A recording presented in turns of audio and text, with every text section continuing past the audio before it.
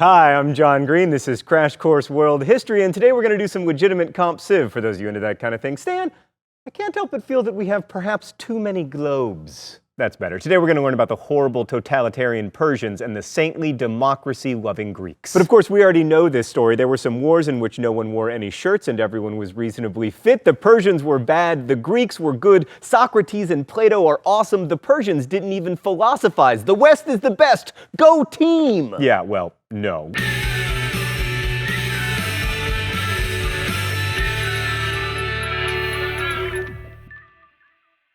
Let's start with the Persian Empire, which became the model for pretty much all land-based empires throughout the world, except for, wait for it, the Mongols. Much of what we know about the Persians and their empire comes from an outsider writing about them, which is something we now call history. And one of the first true historians was Herodotus, whose famous book, The Persian Wars, talks about the Persians quite a bit. Now, the fact that Herodotus was Greek is important because it introduces us to the idea of historical bias, but more on that in a second. So the Persian Achaemenid dynasty, Achaemenid? Hold on. Achaemenid or Achaemenid. They're both right? I was right twice? Right, so the Persian Achaemenid or Achaemenid dynasty was founded in 539 BCE by King Cyrus the Great. Cyrus took his nomadic warriors and conquered most of Mesopotamia, including the Babylonians, which ended a sad period in Jewish history called the Babylonian exile, thus ensuring that Cyrus got great press in the Bible. But his son Darius I was even greater. He extended Persian control east to our old friend the Indus Valley, west to our new friend Egypt, and north to Crash Course newcomer Anatolia. By the way, there were Greeks in Anatolia called Ionian Greeks who will become relevant shortly. So even if you weren't Persian, the Persian Empire was pretty dreamy. For one thing, the Persians ruled with a light touch, like conquered kingdoms were allowed to keep their kings and their elites as long as they pledged allegiance to the Persian king and paid taxes, which is why the Persian king was known as the King of Kings. Plus, taxes weren't too high, and the Persians improved infrastructure with better roads, and they had this Pony Express-like mail service of which Herodotus said, "They are stayed neither by snow, nor rain, nor heat, nor darkness, from accomplishing their appointed course with all speed." And the Persians embraced freedom of religion, like they were Zoroastrian, which has a claim to be the world's first monotheistic religion. It was really Zoroastrianism that introduced us to the good-evil dualism we all know so well. You know, God and Satan, or Harry and Voldemort. But the Persians weren't very concerned about converting people of the empire to their faith. Plus, Zoroastrianism forbids slavery, and so slavery was almost unheard of in the Persian Empire. All in all, if you had to live in the 5th century BCE, the Persian Empire was probably the best place to do it. Unless, that is, you believe Herodotus and the Greeks. We all know about the Greeks. Architecture, philosophy, literature. The very word music comes from Greek, as does so much else in contemporary culture. Greek poets and mathematicians and architects and philosophers founded a culture that we still identify with, and they introduced us to many ideas, from democracy to fart jokes. And the Greeks gave the West our first dedicated history. They gave us our vocabulary for talking about politics. Plus, they gifted us our idealization of democracy, which comes from the government they had in Athens. Mr. Green,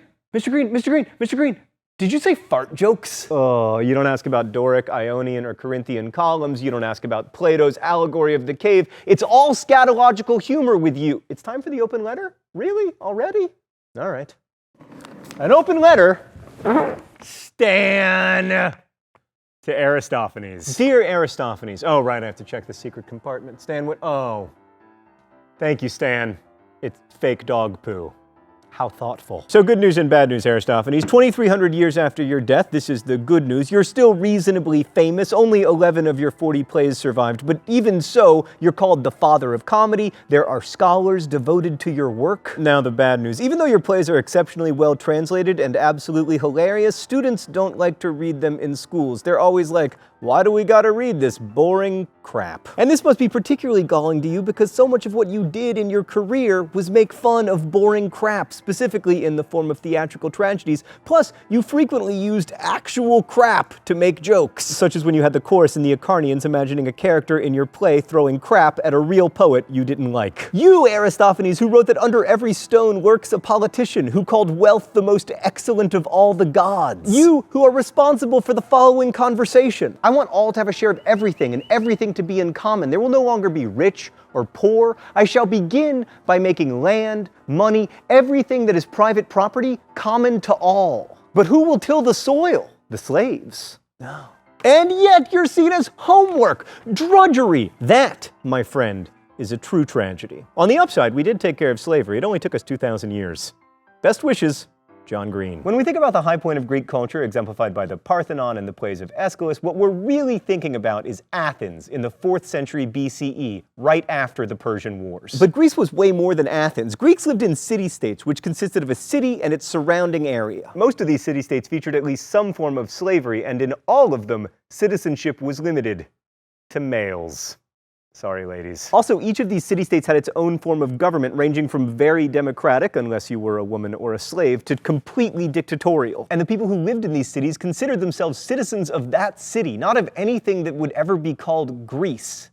At least until the Persian Wars. So between 490 and 480 BCE, the Persians made war on the Greek city-states. This was the war that featured the Battle of Thermopylae, where 300 brave Spartans battled, if you believe Herodotus, 5 million Persians, and also the Battle of Marathon, which is a plain about 26.2 miles away from Athens. The whole war started because Athens supported those aforementioned Ionian Greeks when they were rebelling in Anatolia against the Persians. That made the Persian king Xerxes mad, so he led 2 major campaigns against the Athenians, and the Athenians enlisted the help of all the other Greek city-states. In the wake of that shared Greek victory, the Greeks began to see themselves as Greeks rather than as Spartans or Athenians or whatever. And then Athens emerged as the de facto capital of Greece and then got to experience a golden age, which is something that historians make up. But a lot of things did happen during the golden age, including the Parthenon, a temple that became a church and then a mosque and then an armory until finally settling into its current gig as a ruin. You also had statesmen like Pericles, whose famous funeral oration brags about the golden democracy of Athens with rhetoric that wouldn't sound out of place today.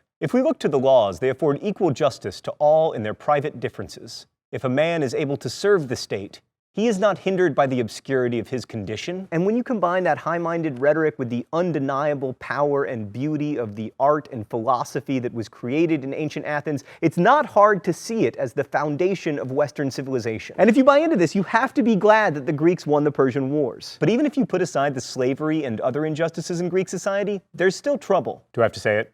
Seriously? Fine. Trouble, right here in River City with a capital T, and that rhymes with P, and that stands for Peloponnese. Pericles' funeral oration comes from a later war, the Peloponnesian War, which was a 30-year conflict between the Athenians and the Spartans. The Spartans did not embrace democracy, but instead embraced a kingship that functioned only because of a huge class of brutally mistreated slaves. But to be clear, the war was not about Athens trying to get Sparta to embrace democratic reform. Wars rarely are. It was about resources and power, and the Athenians were hardly saintly in all of this, as evidenced by the famous Melian dialogue. Let's go to the thought bubble. So in one of the most famous passages of Thucydides' history of the Peloponnesian War, the Athenians sailed to the island of Melos, a Spartan colony, and demanded that the Melians submit to Athenian rule. The Melians pointed out that they'd never actually fought with the Spartans and were like, listen, if it's all the same to you, we'd like to go Switzerland on this one, except of course they didn't say that because there was no Switzerland, to which the Athenians responded, and here I am quoting directly, "The strong do what they can, and the weak suffer what they must." Needless to say, this is not a terribly democratic or enlightened position to take. This statement, in fact, is sometimes seen as the first explicit endorsement of the so-called theory of realism in international relations. For realists, interaction between nations or peoples or cultures is all about who has the power. Whoever has it can compel whoever doesn't have it to do pretty much anything. So what did the meritocratic and democratic Athenians do when the Melians politely asked not to participate in the fight? They killed all the Melian men and enslaved all the women and children.